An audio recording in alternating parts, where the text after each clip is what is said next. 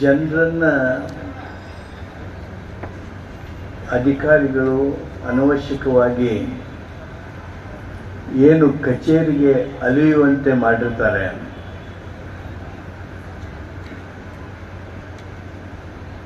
ಅವರ ಕೆಲಸಗಳು ಒಂದು ನಿಮಿಷದ್ದು ಇದ್ರೂ ಸಹಿತ ಅದಕ್ಕೆ ತಿಂಗಳಗಟ್ಟಲೆ ಸಮಯ ತಗೊಂಡಿರ್ತಾರೆ.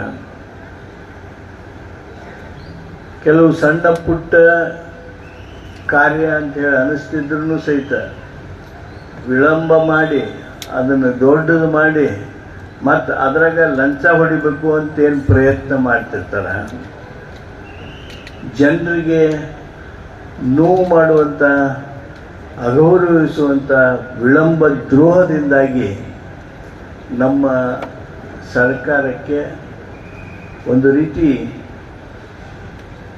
ಕೆಟ್ಟ ಹೆಸರು ಬರುವ ಹಾಗೆ ಜನರನ್ನು ಅಲುಗಿಸುವ ಪ್ರವೃತ್ತಿ ಏನು ಬ್ರಿಟಿಷರ ಕಾಲದಿಂದ ನಡೆದುಕೊಂಡು ಬಂದಿತ್ತು, ಅದನ್ನು ಸಂಪೂರ್ಣವಾಗಿ ನಿಲ್ಲಿಸಬೇಕು.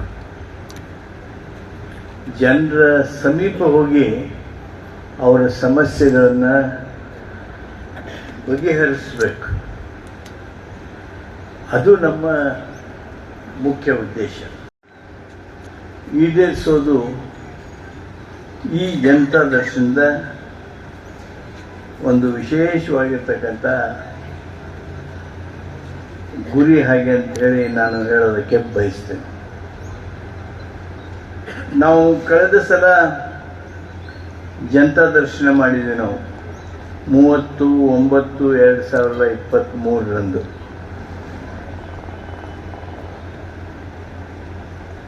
ನನ್ನ ಸ್ನೇಹಿತರಾದ ಪತ್ರಿಕಾ ಸ್ನೇಹಿತರು ಎಲ್ಲರೂ ತಾವಿಲ್ಲೇ ಇದ್ದೀರಿ. 920 ಅರ್ಜಿಗಳು ಸ್ವೀಕಾರ ಆಗಿದ್ದು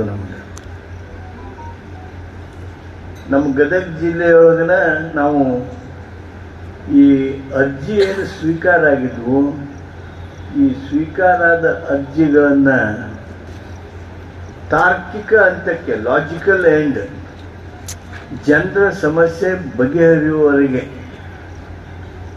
ಮುಟ್ಟಿಸುವಂಥ ಕೆಲಸ ನಮ್ಮ ಜಿಲ್ಲೆಯವರು ನಾವು ಯಶಸ್ವಿಯಾಗಿ ಮಾಡಿದ್ದೇವೆ ಅಂತ ಹೇಳುವಾಗ ಸಂತೋಷ ಅನಿಸ್ತದೆ.